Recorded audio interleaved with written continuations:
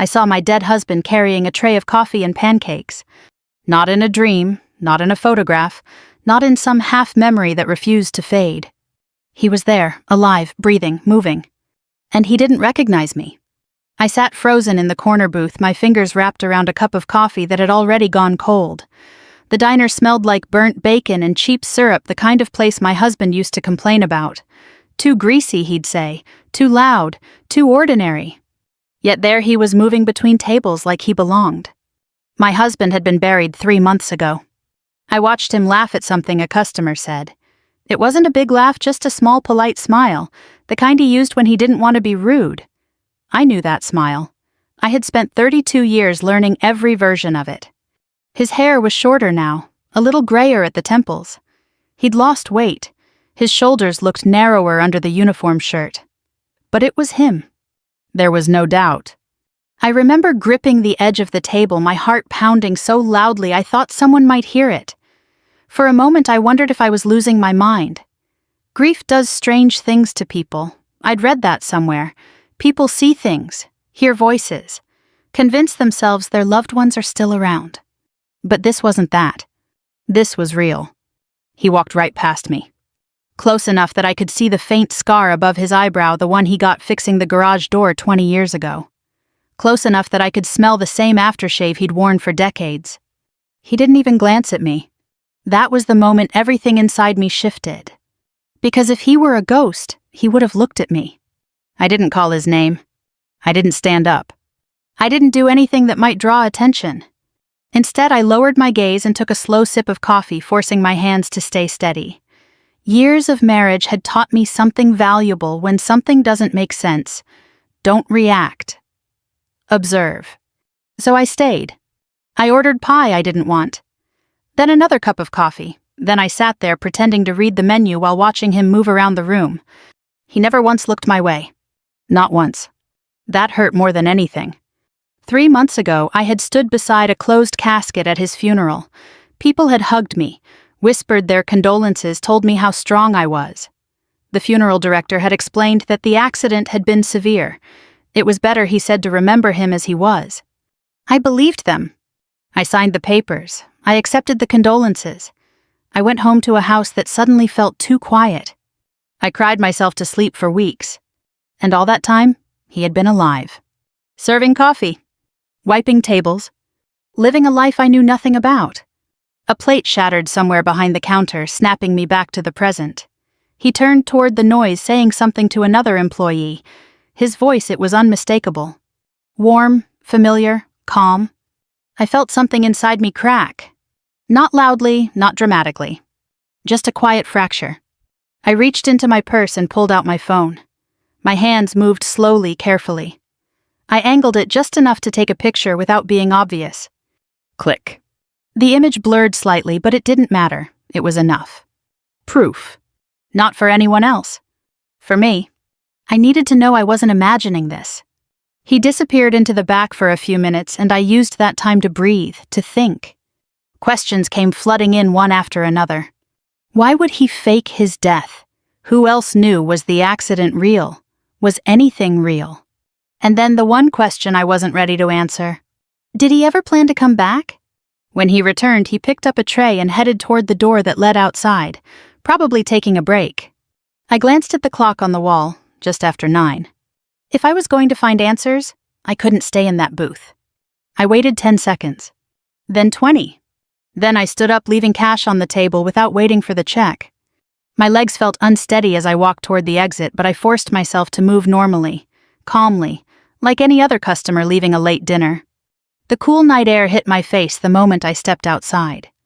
And there he was, standing near the side of the building, leaning against the wall, lighting a cigarette. My husband had quit smoking 15 years ago. I stopped just short of the corner, staying in the shadows, watching. He took a drag, exhaled slowly, and stared out into the parking lot like a man who had nothing left tying him down. No wife, no home, no past. Just a new life. Without me. I felt anger rise in my chest, sharp and sudden, but beneath it was something else. Clarity. Because whatever this was, it wasn't an accident. It wasn't confusion. It wasn't grief playing tricks on me. This was a choice. He had chosen to disappear. And now I had a choice too. I could walk away. Pretend I never saw him. Or I could find out the truth. He flicked the cigarette to the ground and crushed it under his shoe before heading toward the parking lot. I stepped back, keeping my distance, as he got into an old sedan I'd never seen before. The engine started. The headlights came on.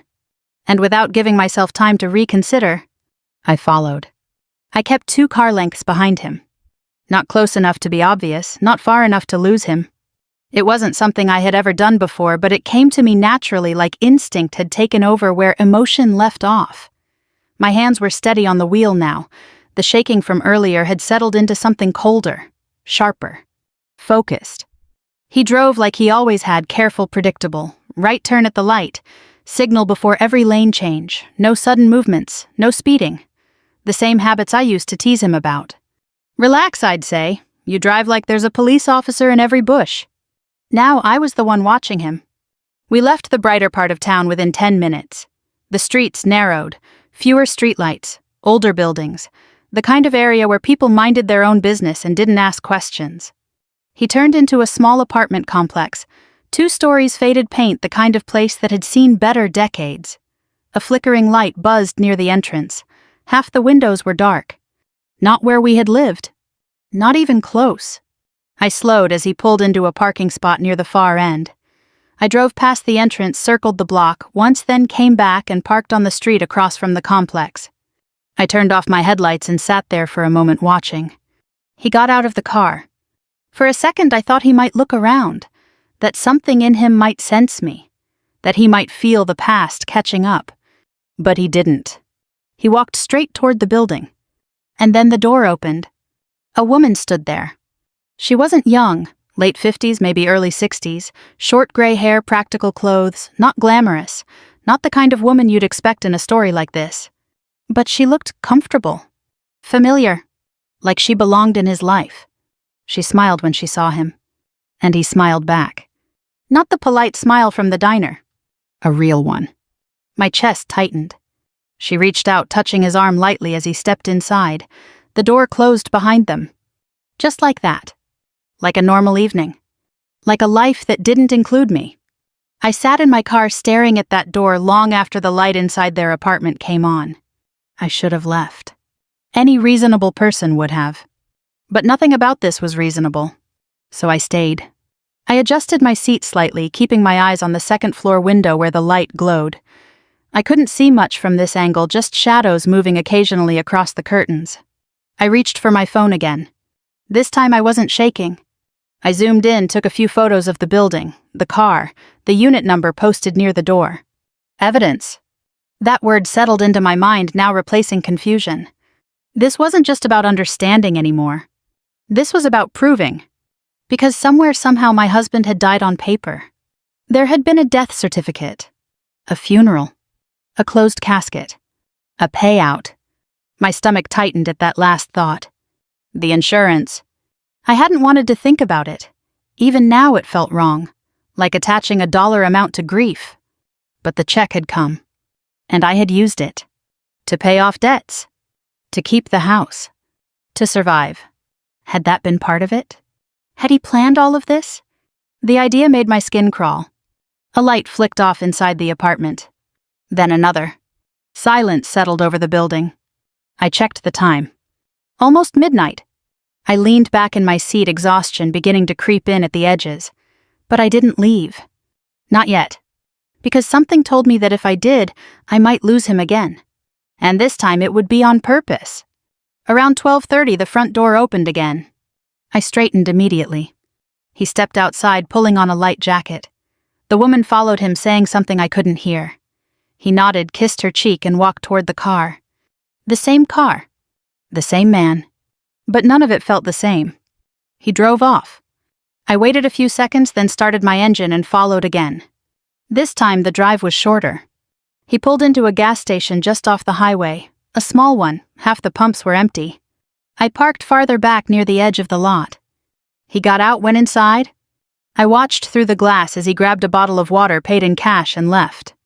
Cash. That mattered. No cards, no record. He was careful. Too careful. When he came back out, he didn't go straight to the car. He stood there for a moment looking out into the dark like he was thinking about something. Then slowly he turned his head. Not toward me, but close. Close enough that my breath caught. For a second, I thought he knew. But then he looked away, got back in the car, and drove off again.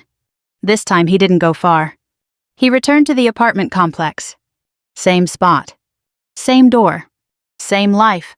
I didn't follow him inside. I stayed in the car. Watching. Thinking. Piecing it together. He had a new place. A new routine. A new woman. A new name, most likely. And a death certificate somewhere with his old one. This wasn't a mistake. It wasn't confusion. It wasn't even desperation. This was a plan.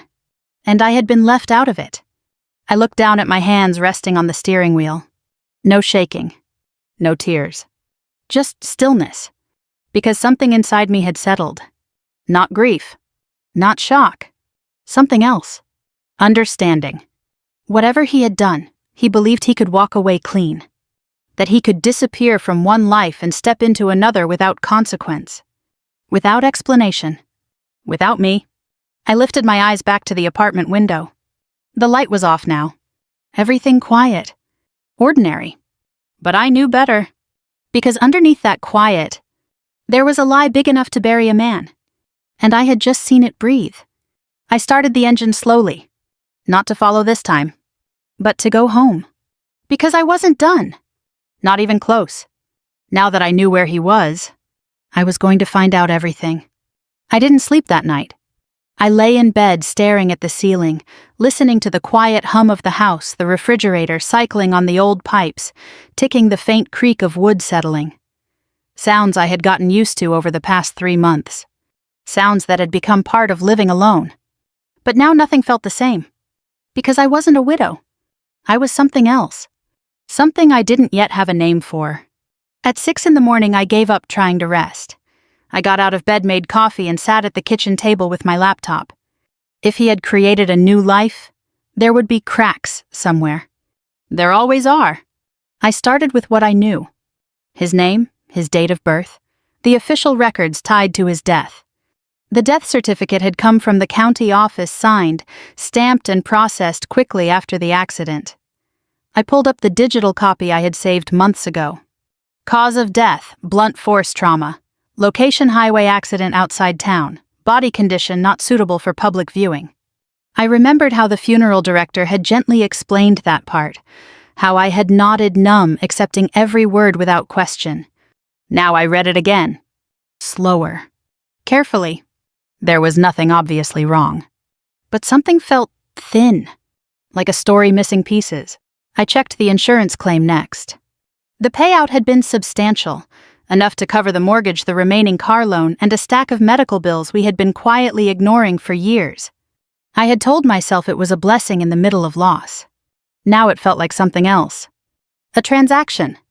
I opened the email from the insurance company and reread the timeline. Claim filed within days of the accident. Processed quickly due to clear liability. Funds released without delay. Too quickly.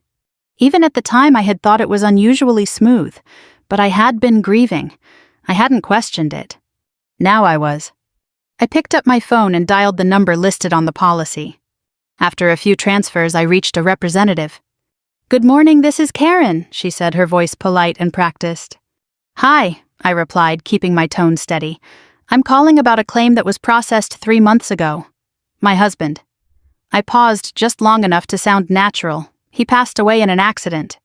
"I'm sorry for your loss," she said automatically. "Can I have your policy number?" I gave it to her. There was a pause as she pulled up the file. "Yes, I see it here," she said. "Everything appears to be closed and finalized." "I just had a question about the documentation," I said. "Specifically how the claim was verified so quickly." Another pause. "Well," she said carefully, "in cases where the documentation is clear and the circumstances are straightforward, claims can be processed efficiently." "Was there an autopsy?" I asked. There was a slight shift in her tone now. "I'm not authorized to discuss that level of detail," she said. "You would need to contact the county medical examiner's office." Of course. Layers. Always layers. "Thank you," I said, ending the call. I sat there for a moment staring at the phone. He had done this right. Not sloppy. Not rushed. Planned.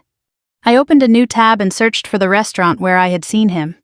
It didn't take long to find it. A small family-owned diner. Reviews mentioned friendly service, good coffee, reasonable prices. One name appeared in a few recent comments. Mike. Great service from Mike. Mike was attentive and kind. Ask for Mike, he remembers your order. Mike. My husband's name was Daniel.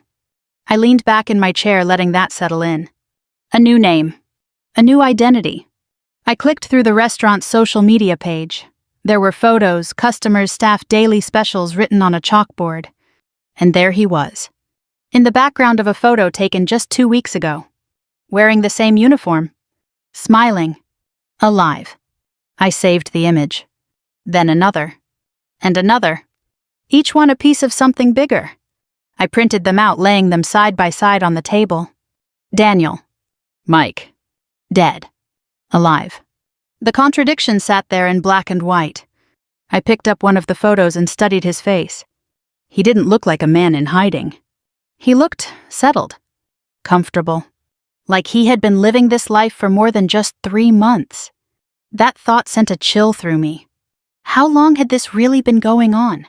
I checked the timestamp on the earliest photo I could find. 5 weeks ago. That meant he had been working there at least that long.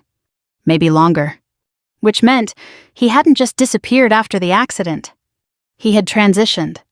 Seamlessly. From one life into another. I pushed the photos aside and reached for a notebook. If this was a plan, then I needed one too. I wrote down everything I knew. Dates, locations, names. The apartment complex, the car, the woman. The insurance payout. The death certificate. Piece by piece it started to form a pattern. Not complete. But enough to see the outline. This wasn't about escape. It was about erasure. He hadn't just left.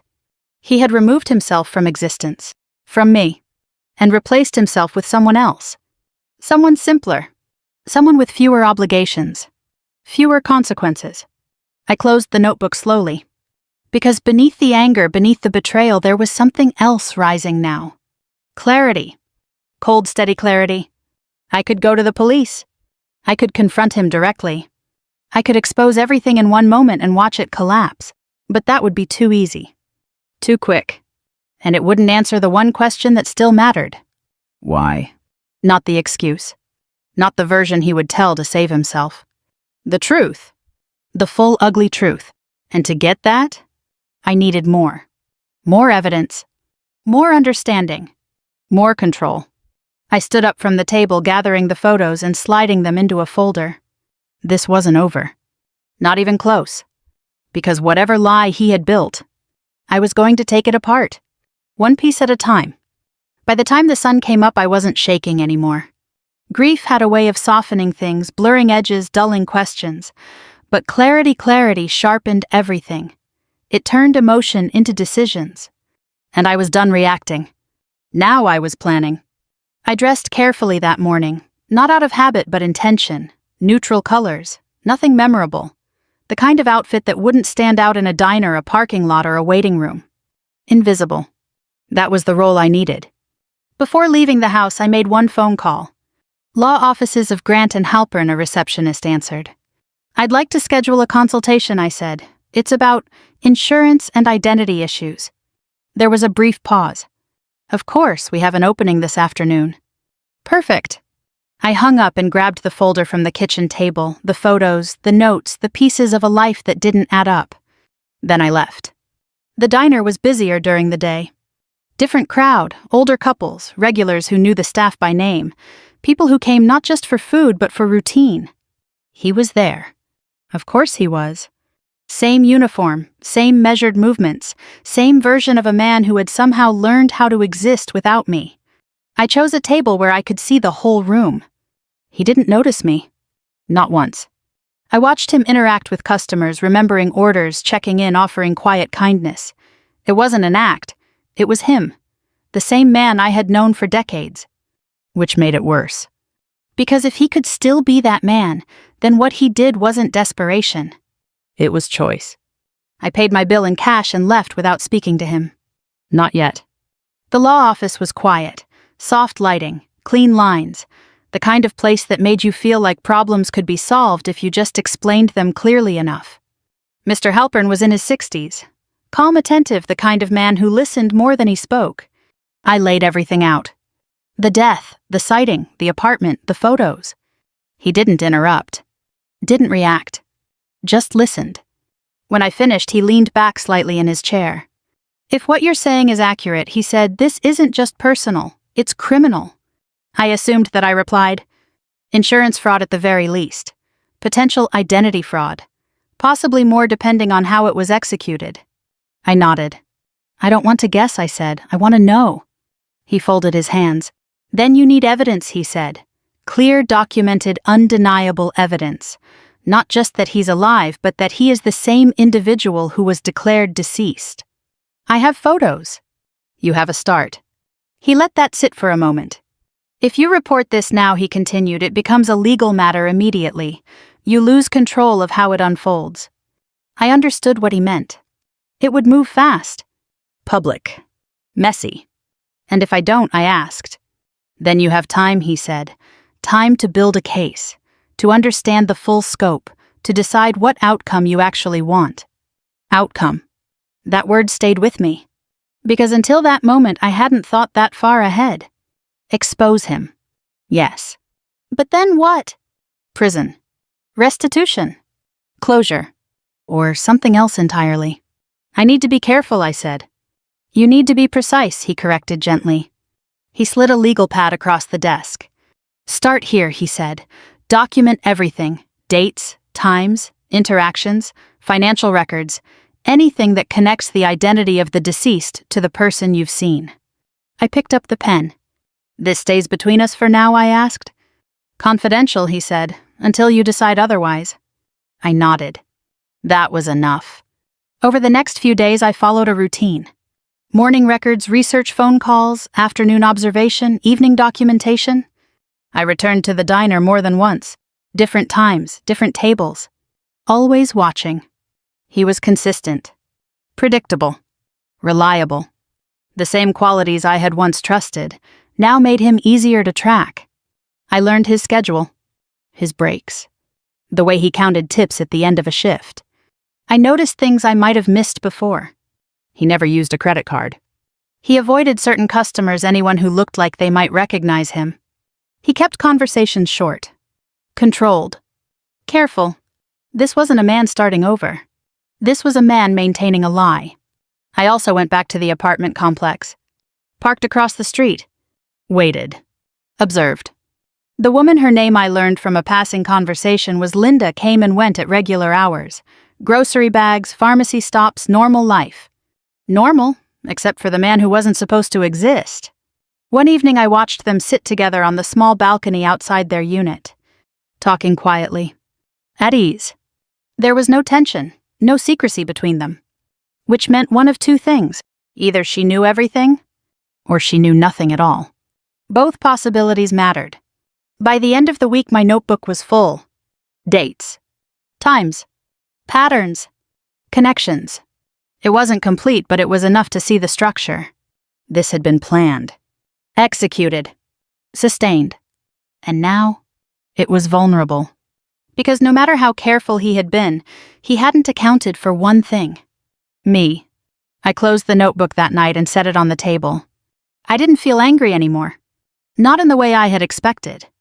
There was no urge to confront him, no need to demand answers. Just a quiet, steady certainty. He believed he had erased his past. He believed he had walked away clean. But he hadn't. Because I was still here. And now I knew where to look. The question wasn't whether I could expose him. The question was when. And how? I turned off the light and sat in the dark for a moment. Letting the plan settle. Letting the pieces fall into place.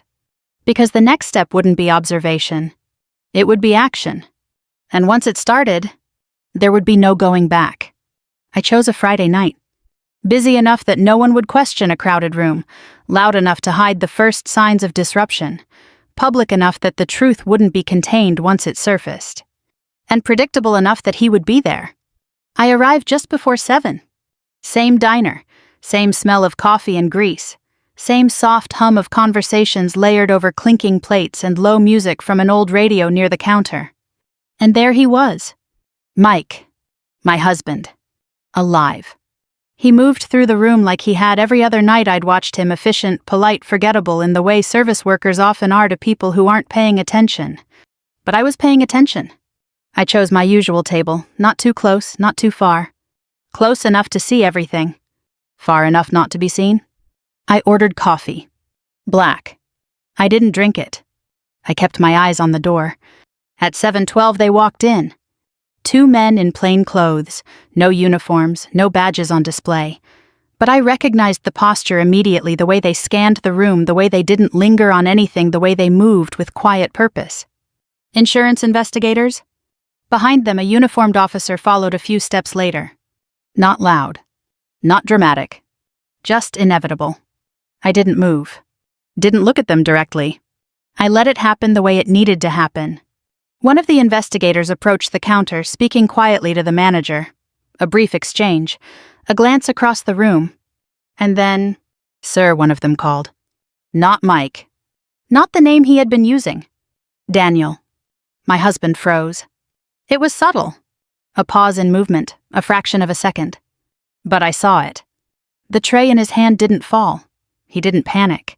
He turned slowly like a man who had nothing to hide. But something had shifted.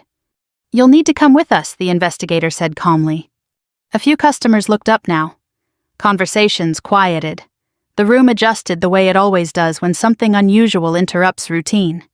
"What's this about?" he asked. His voice was steady, controlled.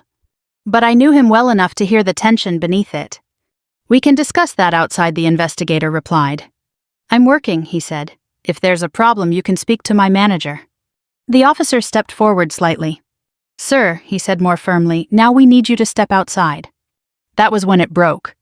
Not loudly. Not dramatically. Just a small crack. His eyes moved across the room. And for the first time, they landed on me. Recognition hit him instantly. I saw it. Not confusion. Not uncertainty.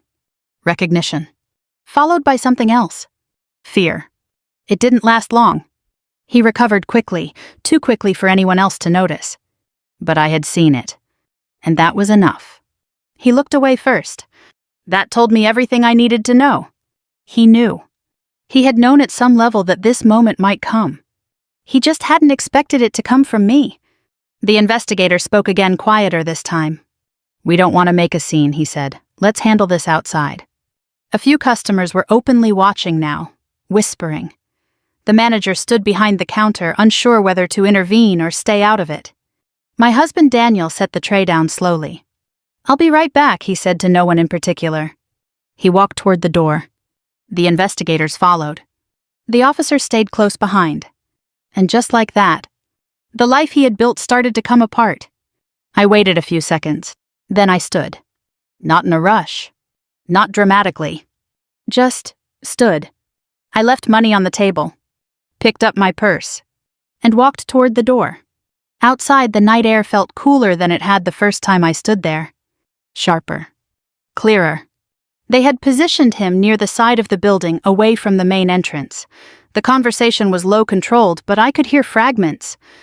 Identity verification. Insurance claim. We have documentation. He didn't argue. Not yet.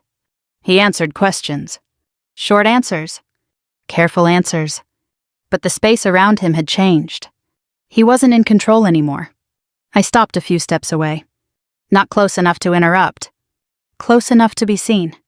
He looked at me again. Longer this time. There was no point pretending now. No version of this where I was just another stranger in the background. We stood there for a moment. 32 years of history compressed into a few silent seconds.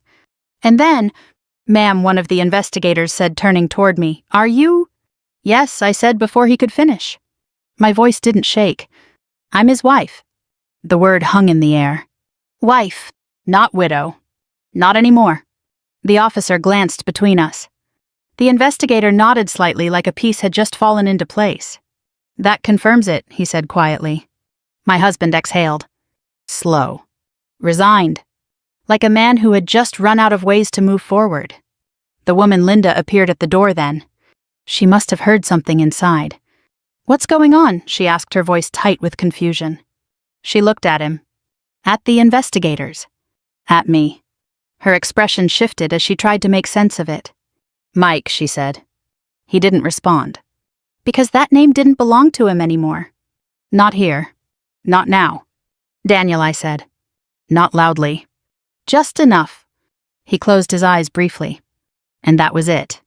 That was the moment the lie ended. The investigators began explaining. Carefully. Professionally. Words like fraud, misrepresentation, active investigation.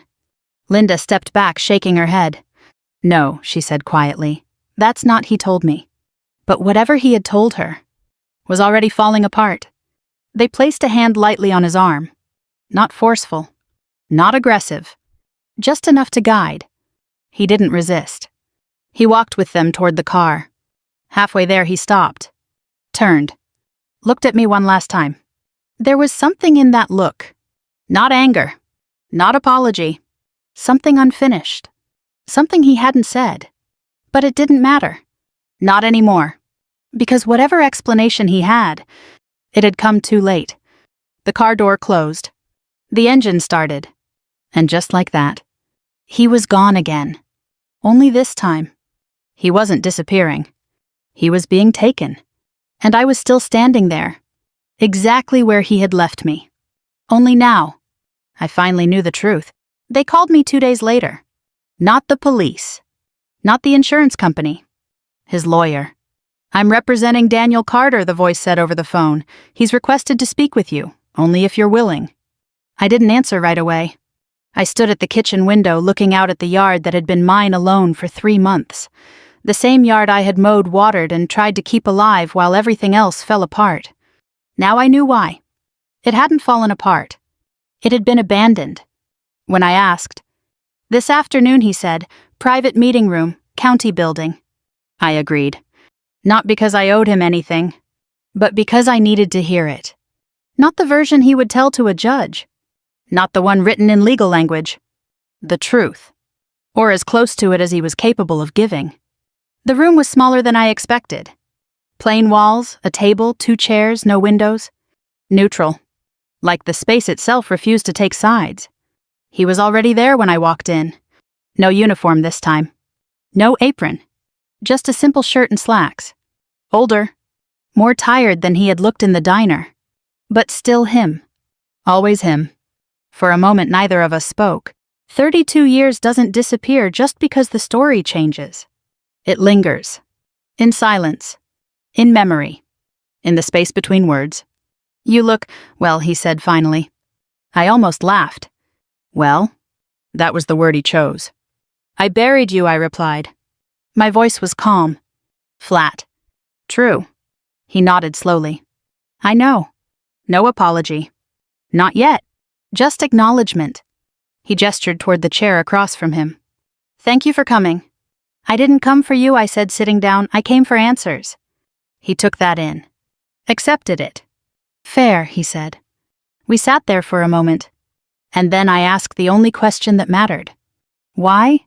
He exhaled slowly, leaning back in his chair. "I ran out of options," he said. "That's not an answer. It's the truth." "No," I said, shaking my head slightly. "That's the version you tell yourself so you can sleep at night."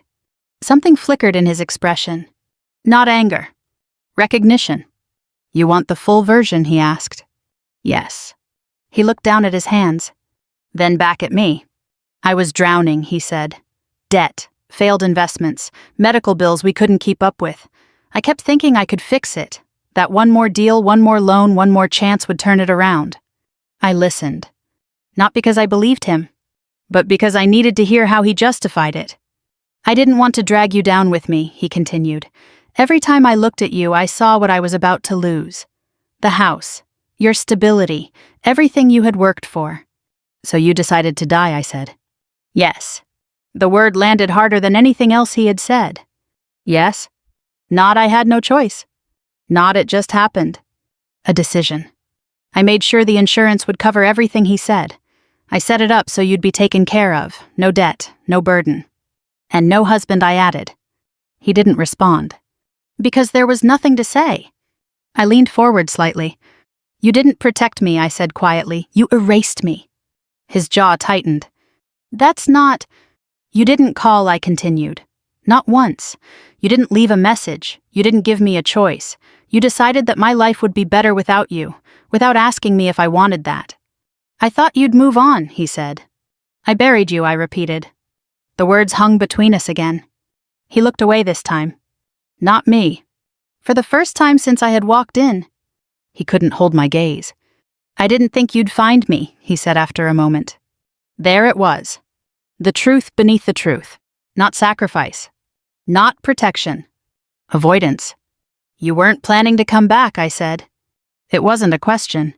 No, he admitted. The room felt smaller after that. Quieter. Cleaner. Because now there was nothing left to uncover. Just consequences. And her, I asked, did she know? He shook his head. No, I told her I lost my wife a few years ago. That I was starting over. Another lie.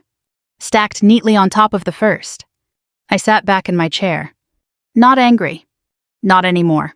Just finished. You didn't run out of options, I said. You ran away from them. He didn't argue. Didn't defend himself. Because he couldn't. I don't expect forgiveness, he said quietly. Good, I replied, because that's not why I'm here. I stood. Slowly. Calmly. He looked up at me. There was something in his eyes now. Not fear. Not regret. Something closer to understanding. Then why did you come, he asked. I picked up my purse. Met his eyes one last time. To make sure you understood what you actually did, I said. Not the version you tell yourself. The real one. He nodded. Once. That was enough. I turned and walked to the door. My hand paused on the handle for just a second. Not because I had something more to say, but because I realized I didn't. There was nothing left between us that needed words. So I opened the door. And I left. Outside, the air felt different. Lighter. Not because the situation had improved. Not because anything had been fixed. But because something inside me had... For 3 months I had been carrying a loss that didn't make sense. Now it did. And that made all the difference. I walked to my car, got in, and sat there for a moment. Just breathing. No anger. No questions. Just quiet. Because whatever happened next, court consequences, outcomes, none of it would change the one thing that mattered. He had made his choice. And now, so had I. The case closed 4 months later. Not quickly, but thoroughly. There were hearings, statements, documents I had to review more than once just to understand the language. Words like fraud, misrepresentation, intent. Cold words, precise words. The kind that don't leave room for emotion. He accepted a plea.